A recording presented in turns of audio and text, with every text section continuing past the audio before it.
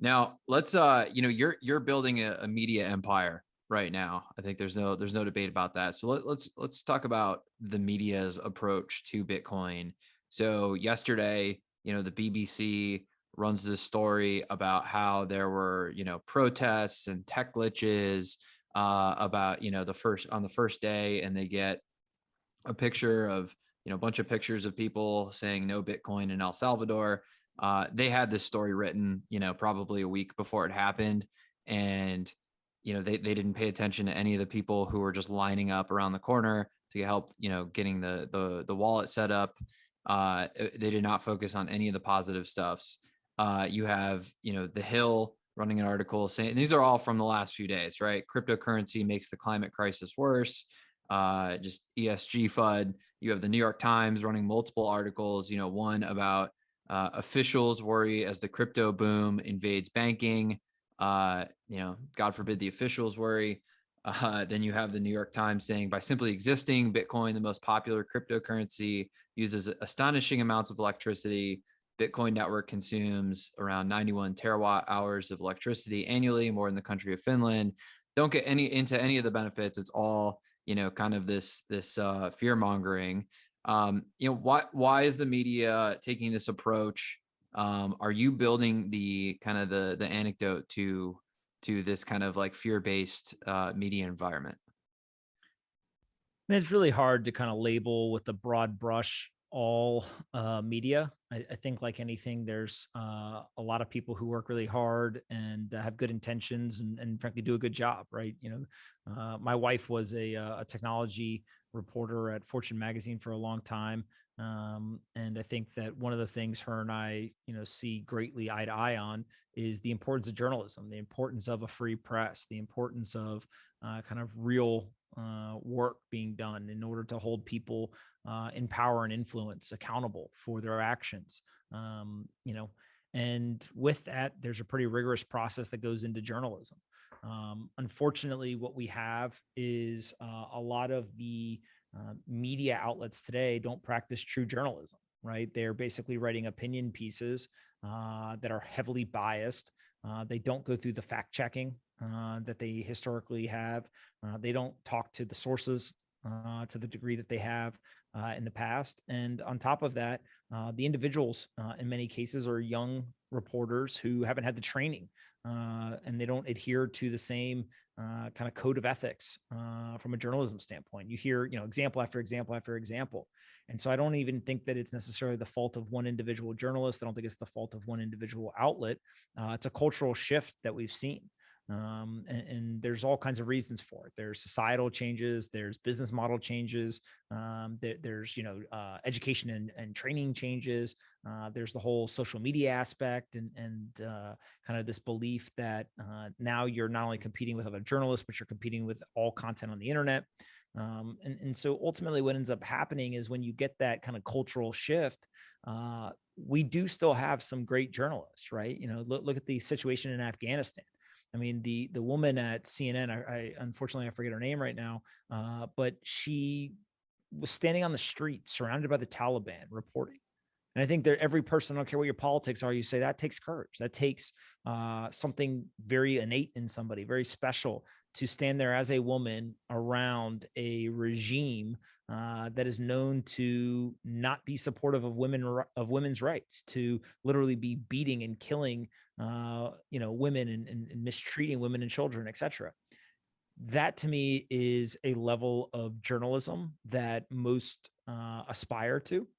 But when you then bring it back to let's, cut the media into the financial media, there's some people who are doing a great job. There's also a lot of people who frankly are just bloggers. And I break down the media into kind of three categories. There's true journalists that do real journalism. They try to be as unbiased as possible. They are not trying to write, clickbait and headlines like that. They simply want to understand the facts. They're seeking truth more than anything else. And then on top of that, they are also willing to do the work. They're willing to talk to sources, verify the information, double check it with multiple sources, take the time to really do true journalism. That's a journalist. On the other end of the spectrum, you have market participants, folks like myself and others who are investing in the market. whether it's the public market, the private market, venture capital, private equity, real estate, whatever, but they're putting real capital to risk. And so when they write their opinion, they openly state, I'm not a journalist. I don't want to be a journalist. I'm not in this from a media perspective. I'm simply writing commentary on my personal views on a market in which I have skin in the game. And if I am wrong, I will lose money. If I am right, I will make money. And then there's this middle group. And the middle group basically pretends to be journalists, but they're bloggers. They don't do any journalism. They write their opinion. And frankly, I think that what many of them have been doing is they've been tearing apart the fabric of our society. And, you know, it used to be that people feared the media. They didn't want to get on the wrong side of the media. But now what we have is there's a lot of people who have bigger platforms than the media, right? And what they've been able to do is they've been able to now say the truth. And we live in a free country, a democratic situation where we should not fear saying the truth. And if the media is not going to hold people accountable, then we have to do it. And we also have to hold the media accountable. And so when they write things that are inaccurate, somebody needs to say that's inaccurate. And here's why.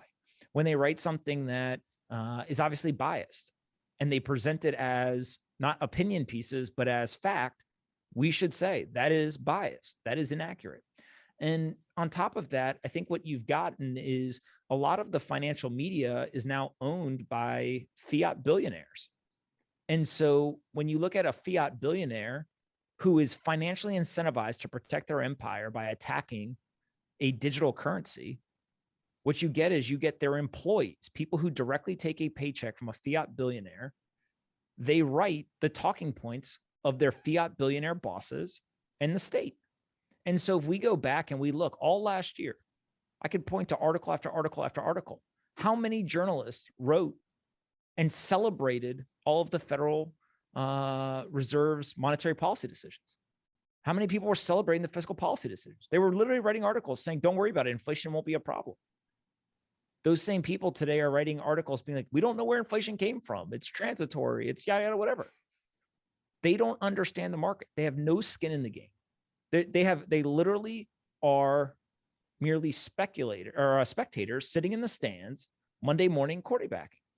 If they believed what they wrote, they would put skin in the game. If they don't have skin in the game, they merely are writing opinion pieces. They are a blogger. And if you're going to write opinion pieces and you have no negative consequences when you are wrong, then why should anyone listen to you? Because you can simply write bad take after bad take after bad take. And what ended up happening is twofold. One, when the market crashed last year, they were fear mongering, telling everyone the market was going down forever, et cetera. Well, now we have the data, and guess who sold stocks? Most of the stock selling last year in March of 2020 was older people who were worried about their retirement savings disappearing. And so the very people who probably need that capital the most sold on the way down. And then the market turned around and it ripped in everyone's faces and it hit all-time high after all-time high. In 2021, literally like 1 out of every 3 trading days, we've hit an all-time high. And so those people who sold their assets last year out of fear because they were listening to the talking heads in the financial media, they got screwed. But who helped them? Who is going to hold those people accountable? Nobody.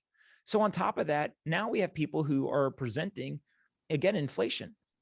I mean, how many articles do we have to read that inflation is transitory? And then all of a sudden, we have 5% plus CPI, 13-year high in CPI, 30-year high in core inflation. We have the Biden administration just upped their inflation expectation for Q4 of this year from 2% to 4.8%. They more than doubled it. You have 10.5 million open jobs in America, never been more open jobs in America ever. And we still have 5+% unemployment. And so when you start to look at this, you say, wait a second, those facts don't match up with what the media has been telling me. And then you go a step further and you say, they've been yelling and screaming about $15 minimum wage. 80% of American workers already get paid $15 or more an hour. 80%. The free market already instituted a minimum wage of $15 or more.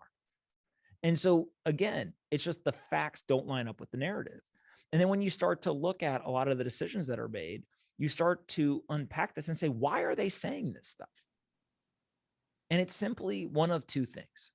either they don't understand how it works and they're merely regurgitating the things that they're being told. So there's a lack of competency for the folks who fall in this kind of blogger category, or they actually are being malicious and they're saying things they know to be untrue to simply elicit all sorts of clicks and controversy and trolling, etc. And again, this isn't everybody. It's very specific people within the media. But when you look at this and you say to yourself, okay, how many people yesterday, when the White House's National Economic Council was talking about the grocery price index and trying to manipulate the data to tell people it was okay, that groceries are up significantly over the last year, which, by the way, doesn't hurt rich people. It hurts the poorest people in our society because it's an outsized percentage of their monthly spending. How many critical articles were written? How many people are going to hold the National Economic Council accountable? How many people are going to push back on it? Didn't see many people doing that. But you know who did push back on them? People with skin in the game. The Bitcoiners all over the internet saying this is absolute nonsense. And it's because the Bitcoin community actually understands how the economy works better than the traditional media writers do for the most part.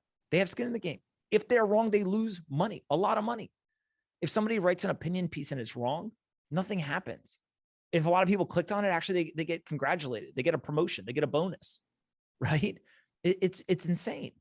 And so you actually even have media outlets, which is a dirty secret of some of them, where you are congratulated if you move markets.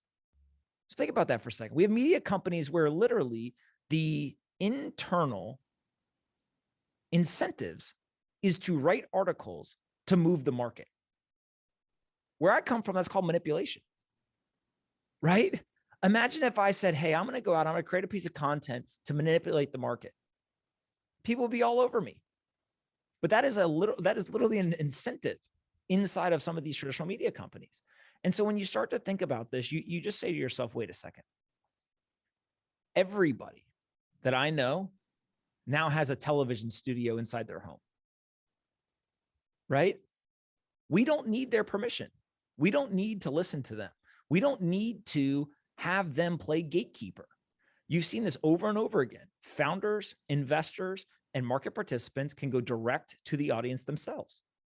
I can tweet directly to my audience, and I will reach more people doing that than I will having anyone else write any article in a traditional media outlet. And that's not unique to me. That is true of most people on social media. And so what you're starting to see is, rather than complain about the problems, let's just go build a better system. Let's just go build something that's better. And maybe we're successful or maybe we're not. Frankly, we're naive. It's probably more difficult than we all think it is, but we're making progress. And that's from founders, that's from investors, that's from other market participants. But what ends up occurring, I think, is in the financial world, in the business world, and especially in the tech world, people don't spend a lot of time complaining about stuff because they realize, look, it just doesn't really, nothing's going to change. It doesn't matter how much we yell and scream about it. Nothing's going to change. So it's either build something better or shut up. And I think that's what you're watching happen is people are saying, okay, but if I was the traditional media, I wouldn't want to be competing with these people that are the market participants, because ultimately they have something that the media can't compete on. They have authenticity and truth. They're not held to any talking points. They're not held to any narrative. They're not there to try to hold some sort of facade of we're, almighty and above you. You can't beat authenticity and truth. And I think that's ultimately what we're watching happen. And that's why you're seeing so many market participants with such massive audiences, because they're simply saying, we're going to tell you what we think, and we're going to tell you, and we're going to call it our bias, and then you decide for yourself. And that's ultimately, to me, that's the biggest shift the internet has provided, is no longer do people sit back and say, tell me what to think. Instead, now people can go find the information themselves and make their own decisions. And I think that that's a fundamental shift in society. And that's why you see a lot of these businesses having to scramble to figure out how do they continue to grow their business at a time when, the market forces are moving against them.